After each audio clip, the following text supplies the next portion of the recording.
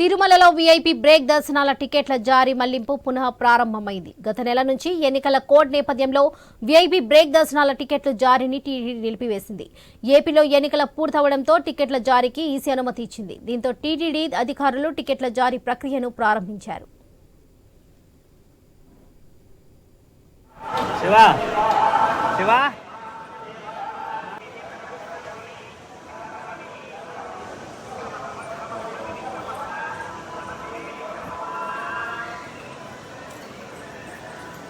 Madam వాళ్ళు కూడా వచ్చామన్నారు sir.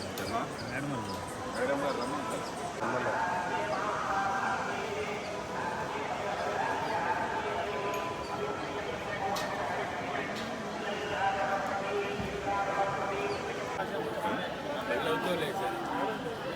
వేరే సంగతి మళ్ళీ చేస్తాను.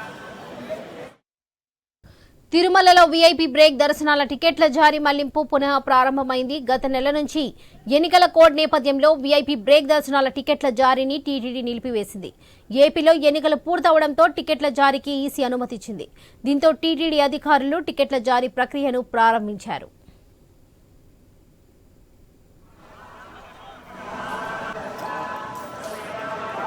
శివ